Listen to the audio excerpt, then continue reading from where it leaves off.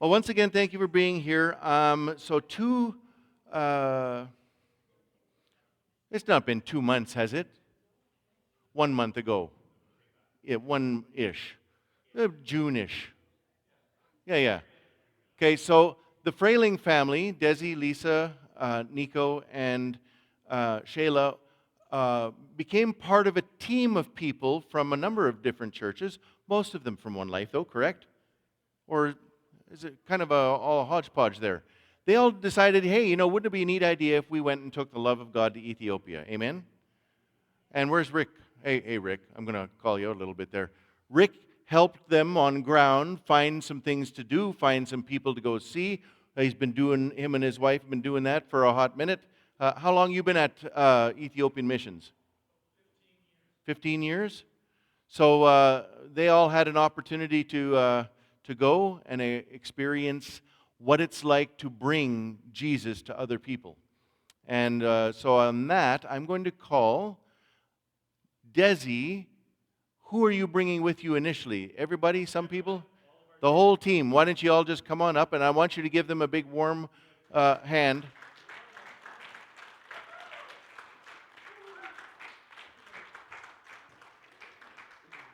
Tell us a story, brother.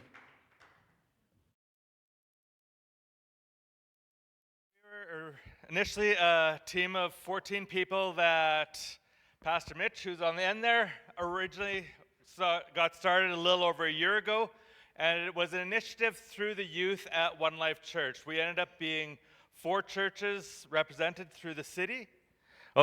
We ended up being 4 churches represented through the city.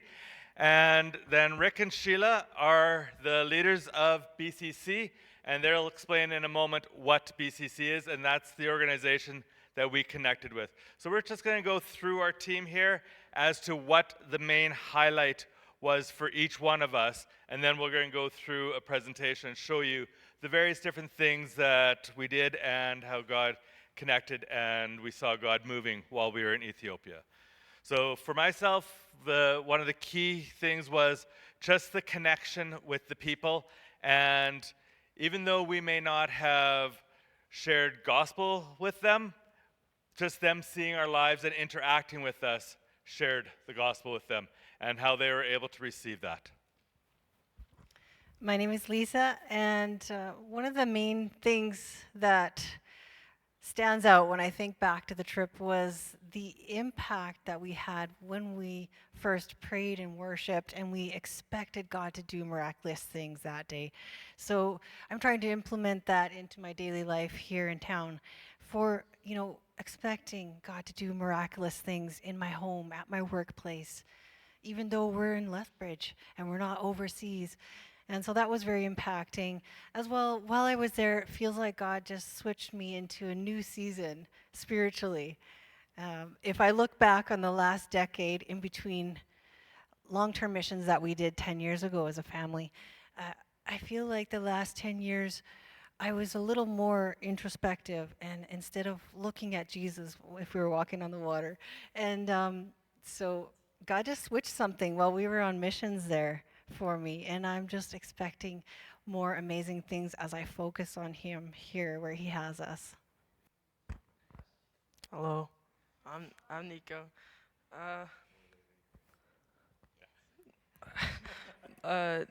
My highlight was being able to connect a lot with the youth there, and our own youth in our group, being able to connect so much and making great connections. My name is Cohen, and I think my biggest highlight of the trip was meeting these youth, and most of them are Orthodox in their belief, so they don't understand the love of Jesus Christ.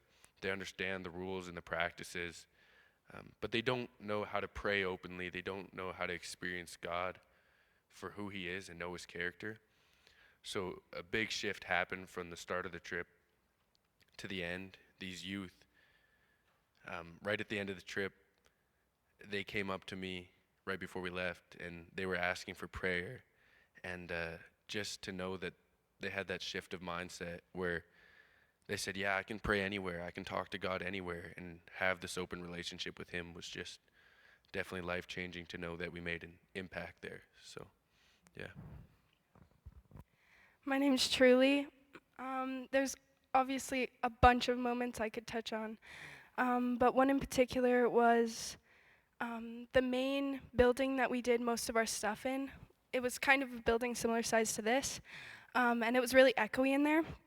And all of the young girls there really liked the song Yeshua.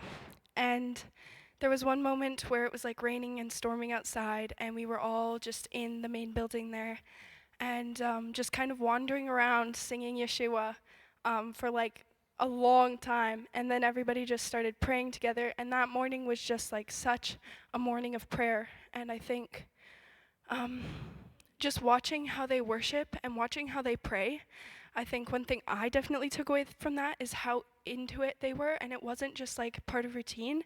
It was something they did to commune with God. And so, yeah, I think that was definitely one of my highlights. I'm Shayla, and one of my highlights was definitely just seeing the impact that us youth had on the youth there. Instead of, like, I feel like there's a difference between adults going on missions trip and ministering to the youth there, which is important too, but there's something different about when they're over there and they see teenagers their age come and spend time with them and love them and show them, kind of like how Cohen said, how there's more to Christianity than just the rules that they know. There is love in it, and we really got to show them that. So I think just forming that new family over there, that was really special. And then I really learned the power of prayer while we were there, just how important it is. You could pray about anything, pray about big things, little things, and God answers. And we really saw that in our day-to-day lives there. I agree. We did see lots of answered prayer. And I think the highlight for me was watching these young people just step up to the plate whenever anything was needed to be done. They adjusted when things got changed. They prayed on the spot when prayer was needed, whether it was for a little thing or a big thing. And I think the one that was the most impactful on me was when we came out of there was a home for special needs people. And as we were touring through it, these guys felt just a heaviness and oppression. And by the end of the tour, they just got together and just started to pray. Pray for the residents, pray for the staff, pray for the building. They just, they just prayed for it all and worshiped. And that just, that warmed my heart. So just the opportunity to support and serve them and work with them and become friends with them was awesome for me. And they just had a huge impact as they were spreading the word of God and the love of Jesus through all that area. Good morning, my name is Bob. When I went over there, I was under the impression that we were going to minister to them, but I think they ministered more to me than what I ministered to them. It's a Muslim country, and there witnessed baptism of about 80 people. And when they went home, they were liable to lose everything. Their house, their family, their business. They're basically kicked out of their house with the clothes on their back. And that wasn't enough. They got out, and then they were beaten. Some give their life for that. And it really spoke to me. Am I willing to give my life for what I believe? Are you willing to give your life for what you believe?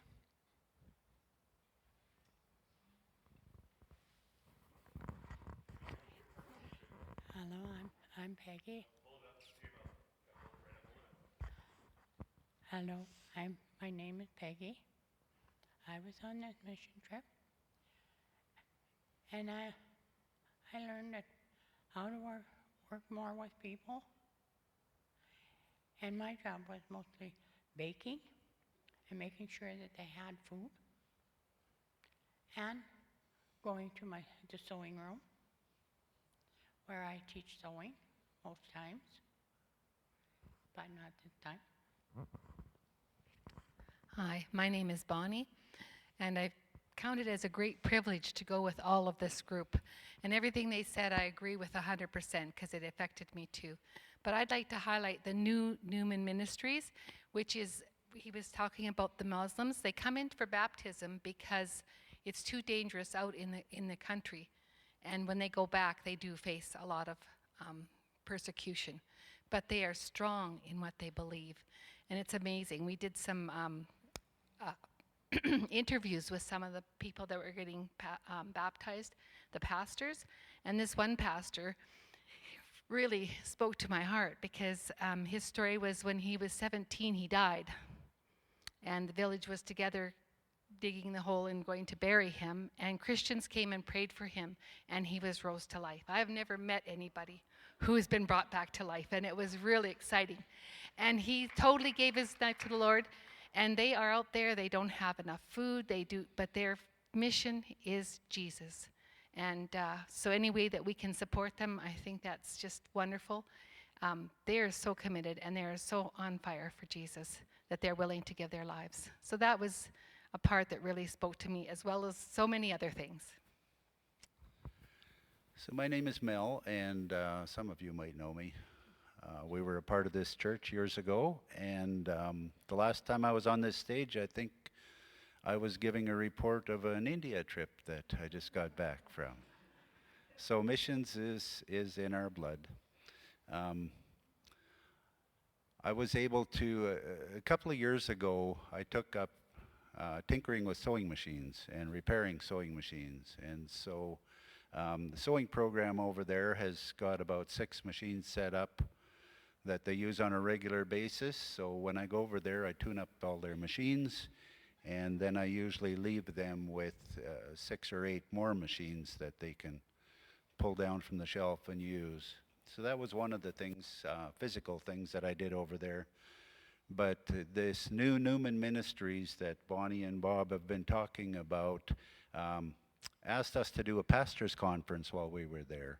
So we had, I forget how many were there. 78 pastors we brought in for this pastors conference, and it was just a real blessing to be able to teach and minister to them while we were there. And all of us were able to do interviews with the pastors, and you've heard a couple of stories of that, and some of the things that they go through just because they've given their life to Christ is amazing. But I want to make this more about you today than I want to make it about me. I want to say thank you for sending us as a church. Thank you so much for your involvement, for sending us as a team, and for supporting us to go over there. We are missing 7 people that I count. Pastor Mitchell might correct me, but I think it's 7. So we had 7 other people ranging in from 10 years old on up to older. I'll just leave it at that. I don't want to insult anybody. Amazing team. Thank you for sending a team that is being led by the Spirit. Our crew in Ethiopia was thrilled with this team and how they pressed into God and how they were Spirit-led.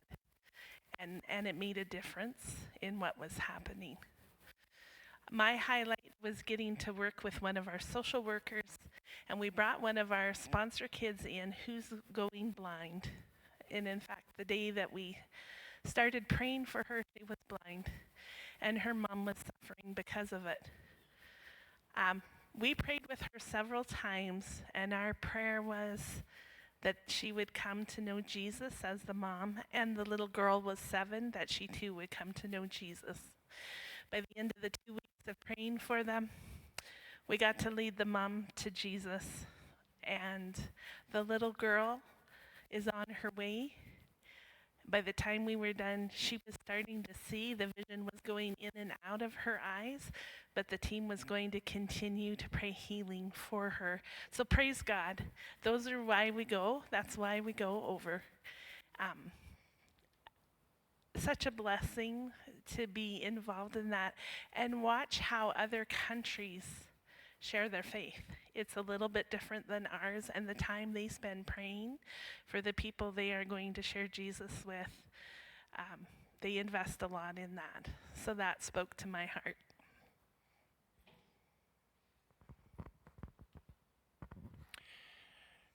My name's Rick. My wife says that I'm the janitor of Blessing the Children Canada. We got going about 15 years ago when we sold out of a small family business. And then we decided, what are we going to do? In partnership with some Americans, we set up a small work in Ethiopia, specializing with a school. Education is so vital. We have about 2,000 kids, some of whom are sponsored by Ferengis. I'll let you guess what that word means.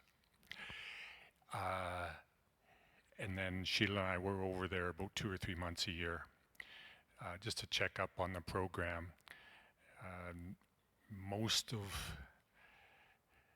I cannot overstate this enough, but we go over there for our benefit, not for their benefit.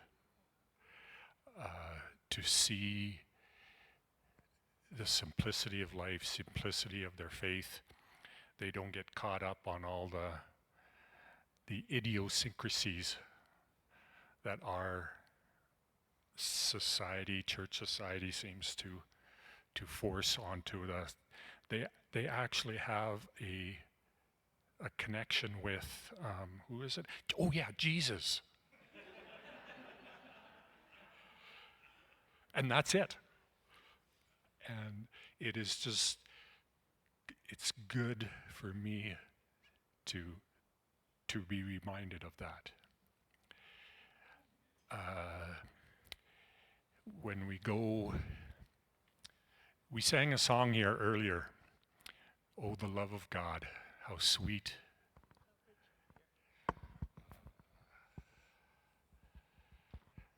That's one of my favorite hymns. I actually was listening to that on YouTube this morning. However, that song is not complete. There's a verse that has been left out of the translation. The love of God, how rich, how pure, how measureless. Okay, the verse that was missed out was, even in a mud hut with see-through walls and a mattress that sits on the floor with bugs in the mattress, in a smoke-filled room with no help, or in some cases what I could call with negative help. When society is doing more hurt than healing, the love of God, how rich and pure, how measureless. Okay. Until you step inside of that mud hut, it is difficult for the whole team to communicate the completeness of our God. So my name is Pastor Mitchell. One of the things I just want to say, greetings from One Life Church and for partnering with us in regards to this. When me and my wife set out to do this, we didn't think it was going to be what it was going to be. We thought for sure that it would be a youth trip. Needless to say, it was not a youth trip. But I think that's the amazing thing. It was a work of God. We're all young at heart, which I love. But the big thing that I want to highlight when it comes to this is there are 4 churches that are represented here this morning. And I think I'm safe to send greetings from all of them to you this morning. We have the Gate Ministry. We have Freedom Church, which is part of Streets Alive. We have One Life, and we have King of Kings. This was not a one church event. This was a kingdom church event. And this is the thing that we wanted to do from the very beginning, was to unite what it is that God is doing in his kingdom. Nothing else. And I think because of that, we witnessed miracles. Because of that, we witnessed a change of heart, growth, and strength that is unsurpassed. Because we were unified under one banner, which is God. Not under anyone's banner, but under God's banner. So I know it was already said, but thank you. From the bottom of my heart, thank you. Because without your guys' support, it wouldn't have happened. I was reading my devotional this morning. Sorry, give a pastor a mic, he will speak for hours. I was reading my devotional this morning, actually a mission story. I promise I will keep this nice and short. I know you guys have a lot to share. But it is important to highlight the work that happens here when we're out there in missions. A pastor had gone out there in the missions field, and he had heard word that there was a group of thieves that were going to come and rob the compound that they were in. A few days later, after all of this had gone, none of the thieves came through or anything else like that. One of the thieves actually came into the hospital that was there. And he said, "What stopped you guys from coming in?" He said, "There was 27 military people outside of your compound." Funny thing is, they didn't have a military presence. That night that those thieves that were coming to rob the compound, there was a group of people meeting back home. 27 individuals praying that very night. So the work that you guys do here through your prayer, support, and everything else like that, we felt while we were out there. And I don't think we could have done the work that we did had it not been for your prayer support there. So thank you all for all of that. And I want to just send thank you from all of the rest of the team that is not here this morning as well. My wife is not here. She did a lot of the hospital care, a lot of that stuff. She was very heavily involved in health checkups and everything else like that. My daughter Piper, she was a vital importance to all the stuff going on there. We have Annika, we have Jean and Cheryl, Sheila Marsh, Kia, there's the 7 that are missing this morning. So it's a large team, but it is so amazing to see God working in such a large team. So thank you from all of us. You guys can go sit if you want. Or you can stay up here if you want. It's up to you. You guys can go sit. My family will stay up.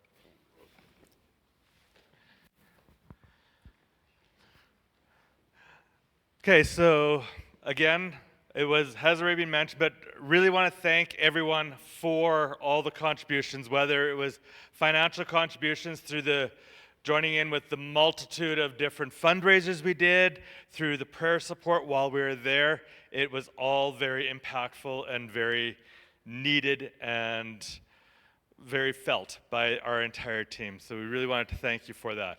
I'm going to start off by sharing the mission statement of Blessing the Children. So we can go to the next slide. And I'm going to have to read it from back here because my eyes don't see that far. To improve the lives of children and impoverished families in Ethiopia by meeting their physical, mental, social, and spiritual needs.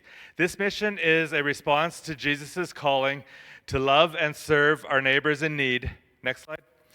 By lending a hand to Blessing the Children in Ethiopia, we help provide education to children and support the community in Bishoftu.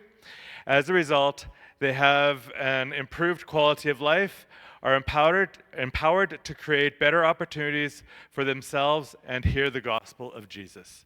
So as a family, we're going to share a number of slides of different things that we did. You will see a lot of the stories that people have shared here already through these slides as well. So if we can go to the next slide, please. So this here is our team. We were a core team of 14 people, and then there was a team that went ahead of us, Rick and Sheila, Peggy, and several other people. They were there 2 weeks before us, getting things ready. And then, back. Then at the bus there is the 14 of us. And you'll notice that we're, in the next picture there, that we're all in blue shirts. at the airport. And those blue shirts came in very handy. It's the same one that Rick is wearing. And it allowed us as a team, a large group of people traveling through an airport to see each other, but it also allowed the airport authorities to realize that we're all together, and it actually rushed us through a lot of the security checks because we were one larger group. So just a little tip, if ever you are traveling in a large group, get matching shirts. It helps. Okay, next slide. Yeah, so this here is a slide of a number of different pictures of what Ethiopia looks like. When we landed in Addis, the capital, and then drove about 45 minutes to an hour to Bishoftu, these here were the houses, the shops, the countryside that we saw when we were traveling through. Next slide, please. And when we arrived there, we ended up with a welcome. Okay, so this is the first time that we arrived at the school that we were working at. We stayed at a guest house about 10-minute drive from the school. And the first time we got to the school, we showed up and we were completely surprised. They had this huge banner with all of our faces on it, this big welcome. They had about 5 or 6 little girls that came up and they all gave us roses and handshakes and hugs, and we felt very welcome when we first got to the school. That was very special. And then the VBS, that was my main point of ministry. I organized this VBS and helped run it. There was about 60 kids. It was a 4-day VBS, and we did worship, we did arts and crafts, we did music, we did... Okay. We did sports, we did English classes, and those 4 days were really special just to get to know those kids more, not individually, because there was a lot of kids, but just to like learn who the kids are. And yeah, so that was really awesome to be able to minister them and spread the gospel to the children specifically in a way that they would understand. And then we did a teen girls conference as well, which was really awesome. We got to minister to the teen girls and teach them a bit about their role, their spiritual role as teen girls.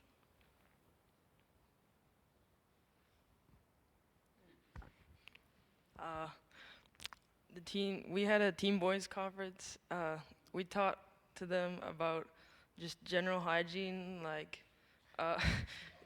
deodorant, brushing your teeth, and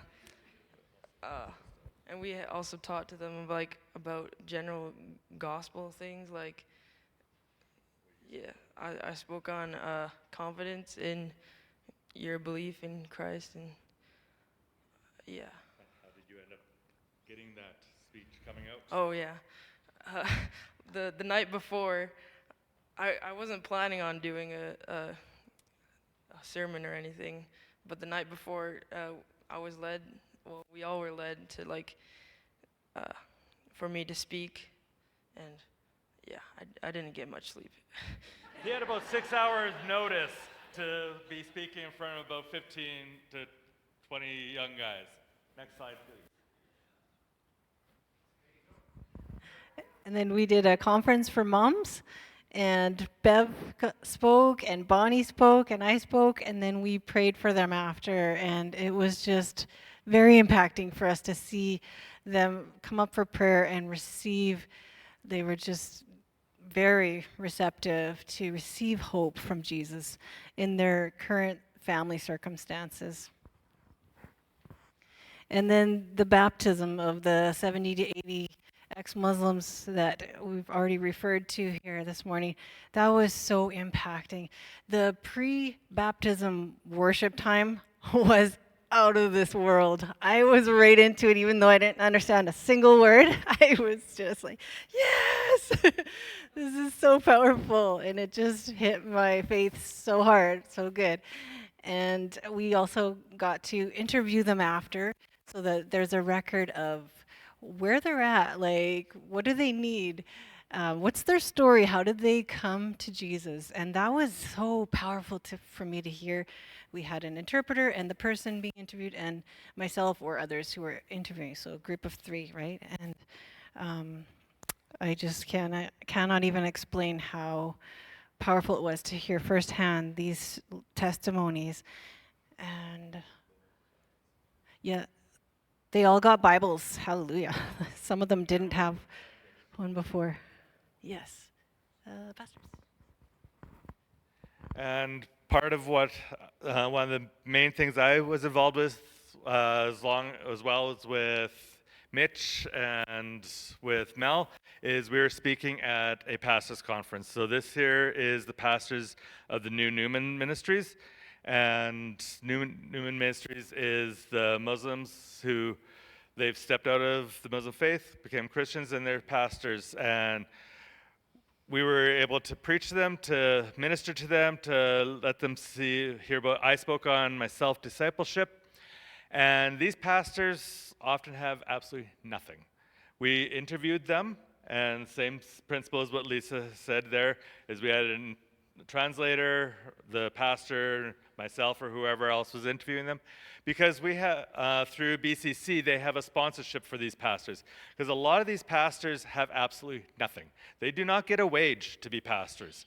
They're doing this fully out themselves. A lot of them have no food in their house and a family of 4 or 5, 6 people at home in the rural areas where they're putting their lives in danger every single day with preaching the gospel. And so we were collecting information so that we could get sponsorship set up for them as well. And it doesn't matter how endangered these pastors are, the joy that they have and the worship. These people know how to worship, and it is phenomenal. And part of one of the things that we did there, and you're going to see a slide in a moment also, is we were able to bless them with food. There's boxes of dehydrated soup that comes from the Lower Mainland in BC, and we were able to bless them with these boxes, and each box has about 6 months worth of food in it. Next slide, please. Home visit. Okay. We had this planned out, sort of. So we also did home visits, and part of the home visits is with the school that BCC is connected with. They have a social program to help underprivileged students. And when you say underprivileged in Ethiopia, it's very different than underprivileged here in Canada. And through that, we end up going to homes where you see some of the pictures here of the homes that we're at. And those children are also a part of a sponsorship program. So we would go with a social worker who would translate for us, and the social worker would make sure that these families are adhering to the requirements that they had, but also we were able to meet and bless and be blessed by these families. And this social work program, I'll speak more on the end, but it has blessed so many people over the years that BCC has been there, and we're able to really connect with these families as well. Next slide, please. All the interviews that we did were great for record keeping and seeing where everyone's at, what their urgent needs are. We could put little stars by something that was crazy urgent, but it was impacting for us, the ones who were interviewing people. It was phenomenal to hear, heartbreaking to hear some of the situations with poverty and with health issues, but to see their love for Jesus regardless of those situations, that was powerful.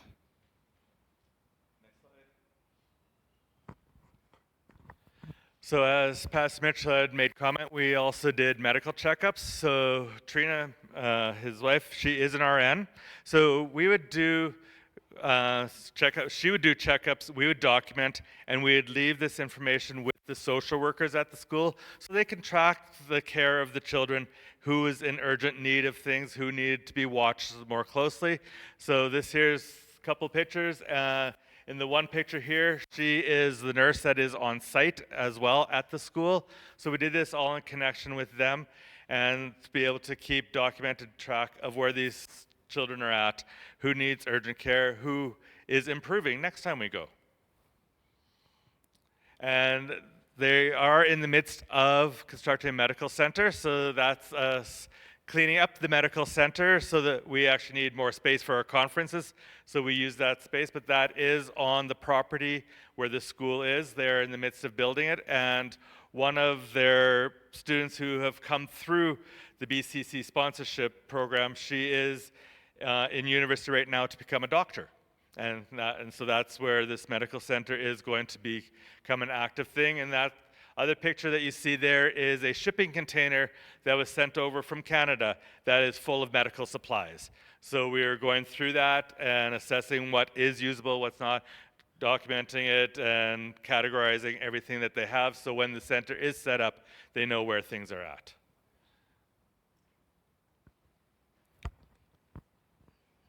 Didn't you already speak? Oh. So, what? Yeah, kind of. I don't know. Okay. Well, I did kind of mention about this food already. So that is the picture of the dehydrated food. There's 12 of those bags per box. But besides the pastors getting it, they also, is it a couple times a year? You do, yeah, a couple times a year, they open the compound to the general people in the area who are in need. And you see the lady there, she has one of these boxes. She puts it on her back, ties her scarf around it, often like what you see they'll do with babies, and she'll walk home with this box that weighs probably as much as she does. And these people are so blessed, they actually call it Jesus soup.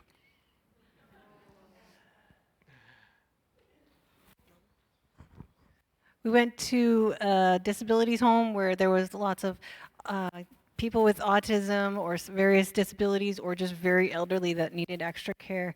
And this is an organization that has been on BCC's radar, or the organizations connected with that. And we went to do a tour and just to get photos and to bless them, pray for them, see where they're at. And it's just an opportunity, right? There's just so much opportunity to see a little bit of help, a little bit of support, prayer support, financial support for ministries like this on the ground.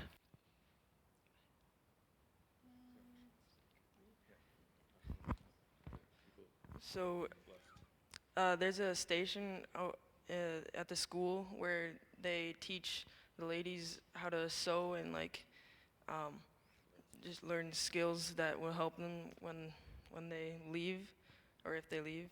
And they also have a woodworking shop where they hire local men to help just do general maintenance for the school.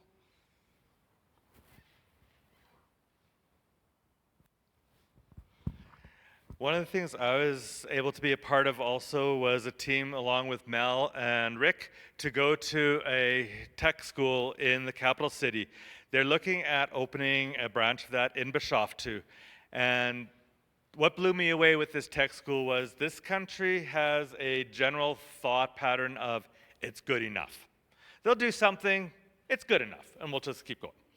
This tech school is very high professional. It would put our tech school here to shame.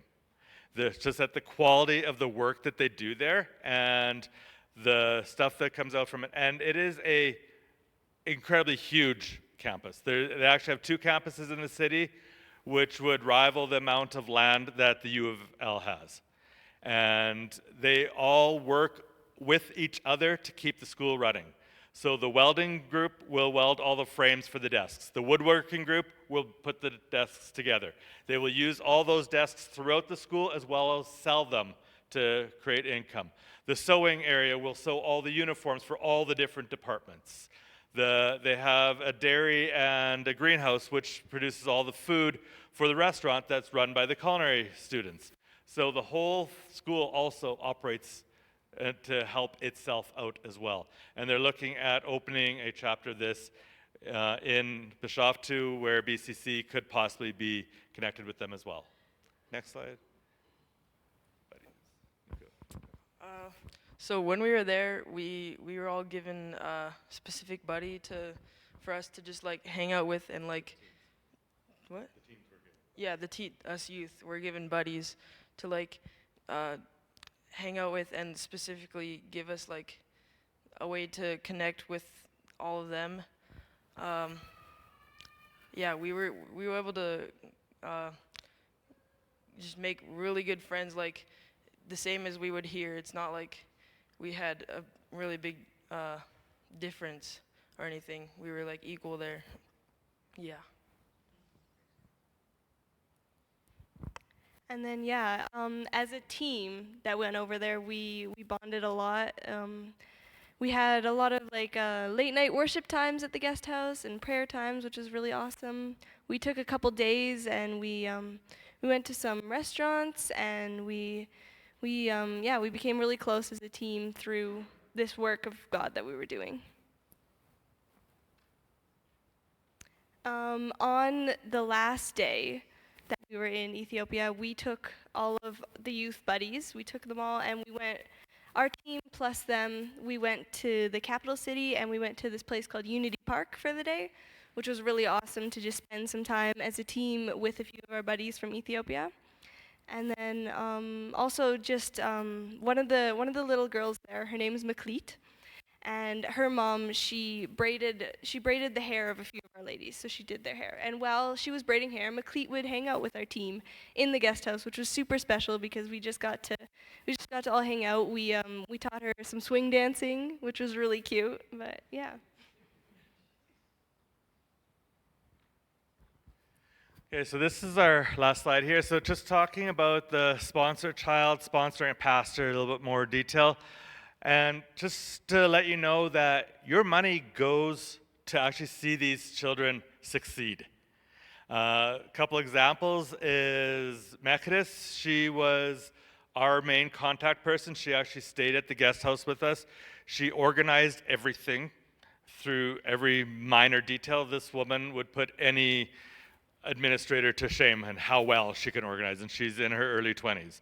Her and her brother both, her brother Adi, he was one of our main drivers. He does the IT at the school. They both grew up through the BCC program. They're both orphans, and they've fully succeeded like this. The girl who I said is in university to become a doctor, she came up through the BCC program and through sponsorship, and now she's in university to become a doctor. The head social worker there, Goldie, she started out in Compassion Canada, or in Compassion, and then came over to BCC, and she ended up being able to go to university, and she's now the head social worker at BCC. So just letting you know that your money does go to helping these people fully, completely. So if ever you do have it on your heart that you would want to investigate more into that, you can talk to Rick or Sheila or Peggy. They do have stuff set up at the back today. And even if it's not today that you want to do something, in the future, get a hold of one of us, get a hold of them, and your money does go fully there. Also, just want to really, again, thank you for all the support you did, and to let you know that this wasn't a one-time thing. We are actually planning to go again,